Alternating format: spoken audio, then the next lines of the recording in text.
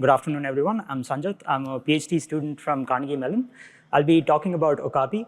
Okapi is a design for a distributed file system which changes the way data is spread across disks for I/O efficiency and how data is grouped together for fault tolerance.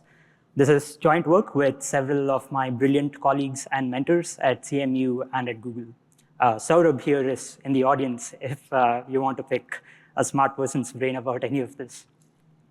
All right, so at a very high level, I want to make a distinction between data stripes and redundancy groups, how they are built for different purposes, yet how they are optimized differently, and yet today's systems treat them as a single entity, and why they shouldn't.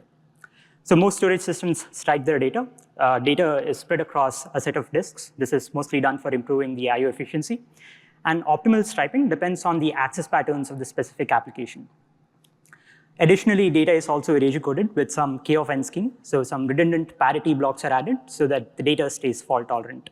And optimal grouping depends on reliability cost trade-offs. The actual data segment in the way it is spread across disks is called the data stripe.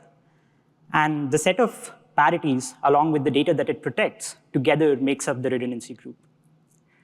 Now, I'm emphasizing this difference because today's systems don't make a distinction between stripes and groups.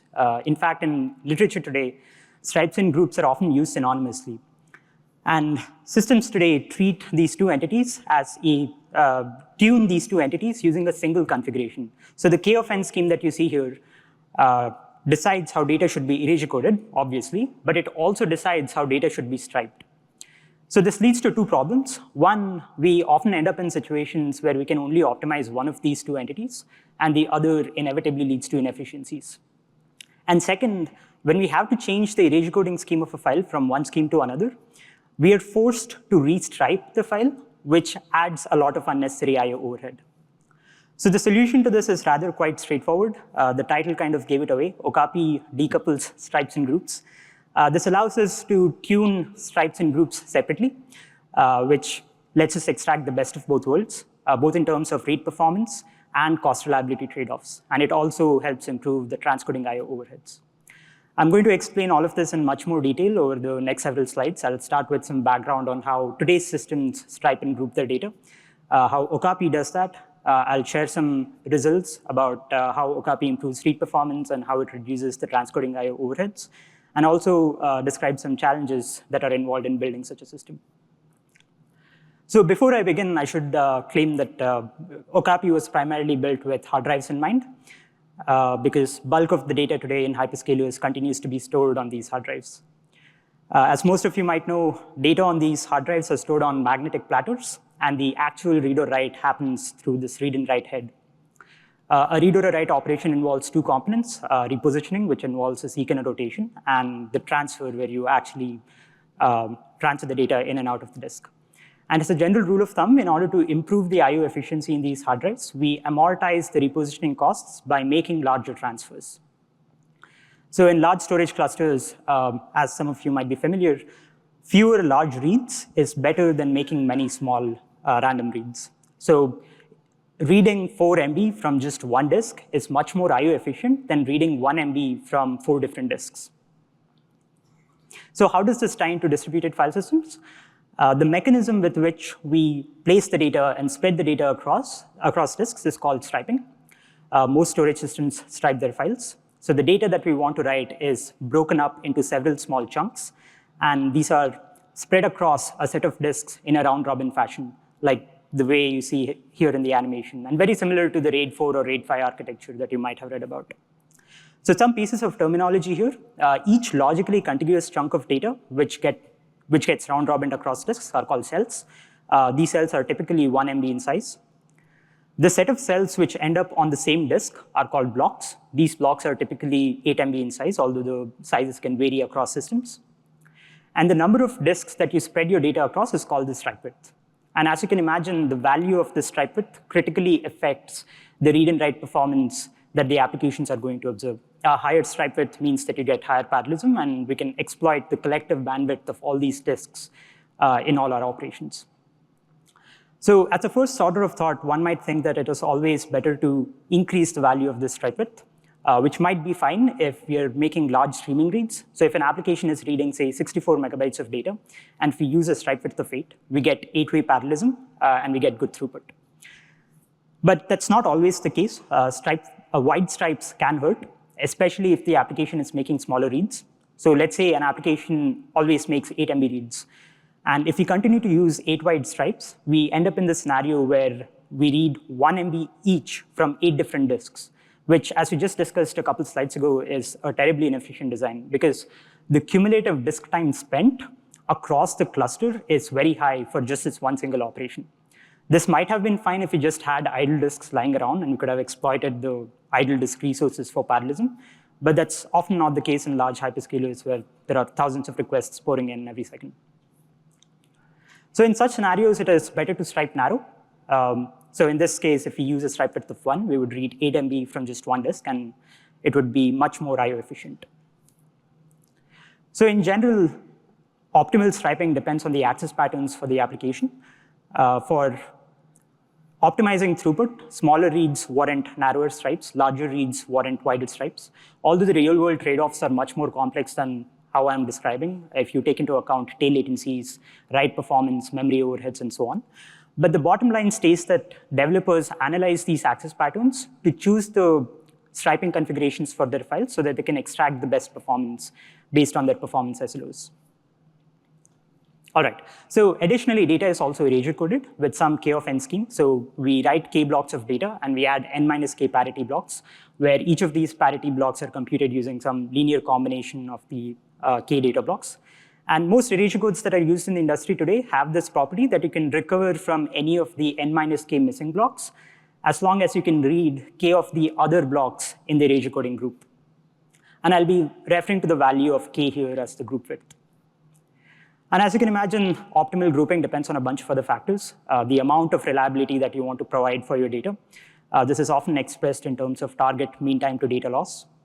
It depends on the cost that you're willing to pay in order to maintain that reliability. Simply expressed, this is just the ratio of the number of parity blocks to the number of data blocks that you're protecting. And it also depends on the background traffic quota that you want to provision in the data centers. And anytime you want to reconstruct a block, the traffic that is generated is proportional to the value of K. OK, so for anyone who hadn't been paying attention, in the hopes that they will in the second half of this talk, we stripe for IO efficiency. Optimal striping depends on application access patterns. We group for reliability, and optimal grouping depends on reliability cost trade-offs. The most important takeaway and the key insight of Okapi is that the set of factors on the left, which define optimal striping, is different from the set of factors on the right, which define optimal grouping. And yet, today's systems treat these two entities as a single entity. So more problematically, the value of the stripe width is forced to be equal to the value of the group width. Or in other words, stripes and groups are strictly coupled. Let me concretize that with an example. Let's say we have a 36 MB file, and we use a 3 MB block size. And based on the application access patterns and the performance SLOs, we determine that the optimal stripe width is 4. This locks in the value of the group width that we can use. So this has to be 4 in this example, and we end up choosing a 4 of 6 erasure coding scheme, which might not be the optimal cost reliability trade-off that we wanted. Or the inefficiency could have worked the other way around, where 4 of 6 erasure coding scheme was probably what we wanted. But in all likelihood, a stripe width of 4 would not have given us the optimal throughput. So this figure here shows one stripe of data. Every number here represents a 1 MB cell. Each column is a block. Each block is stored on a distinct disk. So imagine disks around every one of these columns. So this stripe is made up of 12 MB of data. And because we have a 36 MB file, this file is composed of 3 such stripes, each depicted in a different color. And because stripes and groups are strictly coupled, a group is nothing but a stripe with its associated parities. So the first set of parities are computed exclusively over the first 4 data blocks of the blue stripe. The second set of parities are computed exclusively over the data blocks of the green stripe, and so on. In contrast, Okapi decouples stripes and groups, which allows us to tune them both independently. So taking the same example, we can continue to use a stripe width of 4 based on our application access patterns. And we can use an erasure coding scheme of, say, 6 of 8, where this group width doesn't have to be equal to the stripe width. So since we're using the same stripe width as in the previous example, our stripes are going to look exactly the same. The stripe width is still 4, and we still have 3 stripes. But the way we create redundancy groups is going to be different. So Okapi creates redundancy groups using consecutive blocks of the file. So the first set of parities are going to be computed over the first 6 consecutive blocks of the file, the 4 data blocks of the blue stripe, and the first 2 data blocks of the green stripe. And the second set of parities are going to be computed over the remaining 6 data blocks. So it's a pretty straightforward design, but it makes significant improvements in the cluster performance that we observe. In the interest of time, I'm only going to show results for one micro benchmark. In this slide here, I'm showing throughput on the y-axis, so higher is better. And we have clients which make different sized read requests that you see on the x-axis. And we run this on a 20-node storage cluster, which is running a distributed file system. Blue is Okapi, red is coupled, and we optimize the erasure coding groups. So we choose a 6 of 9 erasure coding scheme, which is a popular scheme used in the industry today for both the coupled and Okapi systems. But the difference is that for the coupled system, no matter what the request size is, we are forced to use a stripe width of 6. For Okapi, however, we are able to tune the stripe widths. So for every one of the points on the x-axis, we benchmarked how different stripe widths perform, and we deliberately pick the stripe width which gave us the optimal performance. So inevitably, Okapi always outperforms the throughput that we observe with the coupled system. And only for 48 MB reads, we observe that throughput for coupled matches that of Okapi. And that's simply because the optimal stripe width for 48 MB reads happens to be equal to the group width. So an obvious observation here is that we were able to get those performance gains because we tuned the striping configurations for very specific request sizes. So we potentially might not have been able to get that high of performance gains if the request sizes were highly variable. But as it turns out, in large hyperscalers, files do indeed have a consistent access pattern. At Google, for example, for almost 60 to 90% of the files that we sampled across 3 different clusters always had the exact same request size over a period of 150 days. And even for files where that was not the case, we observed request sizes had very low variance within a file. So application developers can exploit these patterns if they have access to an architecture like Okapi to extract the best performance.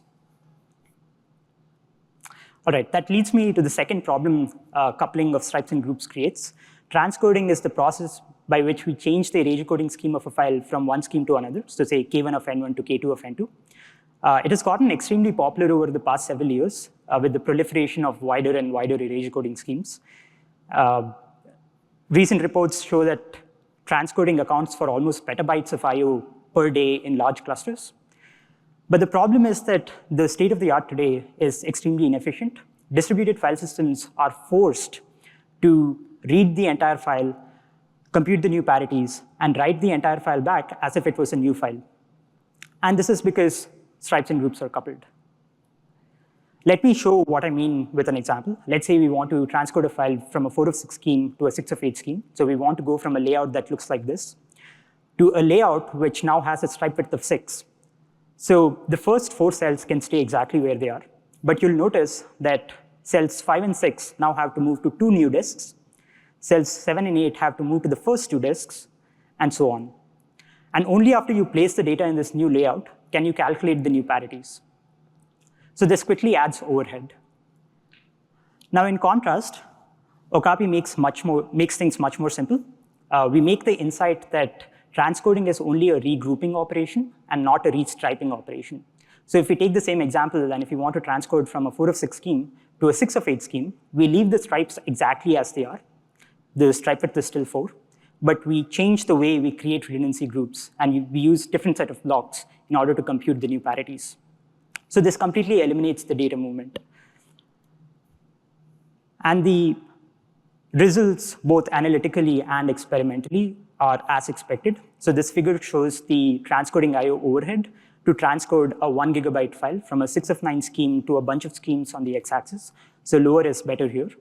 Blue is Okapi, red is coupled. And no matter what the target erasure coding scheme is, you'll notice that Okapi is able to reduce the I/O overhead by almost 50%, which is simply because a coupled system has to read the data, compute the new parities, and write the entirety of 1 gigabyte file back into the system, while Okapi only has to read the data blocks and write just the new parities. All right, so there are obviously several challenges involved while building such a system. First off, there is a potential metadata blow-up because we are now maintaining 2 entities instead of 1, and there is associated location information with both of these entities.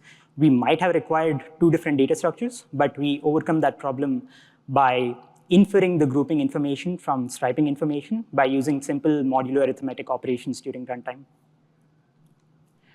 Decoupling can also require larger client memory buffers because when a file is being sequentially written, we might have to wait for a larger number of bytes to accumulate before we can compute the parities. We limit this overhead by using something called partial parities, where we compute intermediate parity results based on the data that has accumulated at any given point in time. And we buffer these partial parities and flush off the rest of the data.